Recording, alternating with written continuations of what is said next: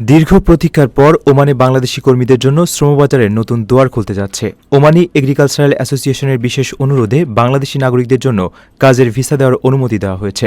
তবে এই সুযোগ ঢালাওভাবে সবার জন্য নয়, কেবল কৃষক পেশায় যারা যেতে আগ্রহী তারাই শুধুমাত্র এই ভিসার আওতায় পড়বেন। পুরো প্রক্রিয়াটি বেশ কিছু কঠোর শর্তের অধীনে পরিচালিত হবে বলে সংশ্লিষ্ট কর্তৃপক্ষ জানিয়েছে।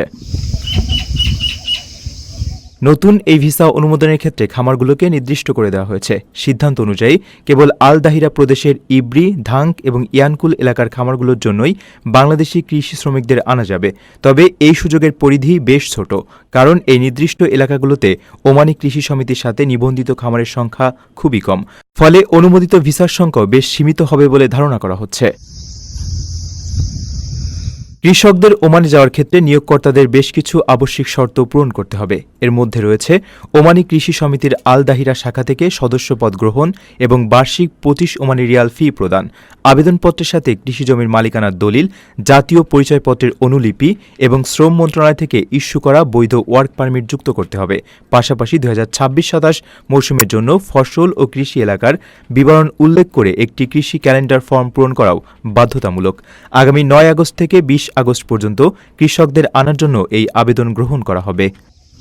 অবশেষে ওপেন হচ্ছে ওমানের কাজের ভিসা। তবে সেটা কিন্তু সকল ক্যাটাগরির ভিসা নয়। এই ভিডিও থেকে কিন্তু আপনারা ক্লিয়ারলি ব্যাপারগুলো কিন্তু বুঝতে পারছেন। দীর্ঘ প্রতীক্ষার পর অবশেষে আমরা কিন্তু এই ওমান দেশটির ভিসার জন্য অপেক্ষা করেছিলাম। তবে অবশেষে কিন্তু এই দেশটির ভিসা খুললো। তবে আমরা সকল ক্যাটাগরির ভিসা আশা অনুরূপ একবারে কিন্তু পেলাম না। তবে আমরা সীমিত আকারে যে ভিসাটা খুলছে এটাই কিন্তু আলহামদুলিল্লাহ। কারণ দীর্ঘদিন আমরা কিন্তু অপেক্ষা করার পরেও কোনো টাইপের ভিসাই কিন্তু আসলে খুলছিল না আমাদের জন্য। তবে অবশেষে এখন এগ্রিকালচার সেক্টরে কৃষি কাজে বাংলাদেশ থেকে এখন কিন্তু এই দেশটিতে যাওয়া যাচ্ছে। তবে কথা হচ্ছে এটা 9 তারিখ থেকে 20 তারিখ পর্যন্ত এর আবেদন প্রক্রিয়াটা চলবে।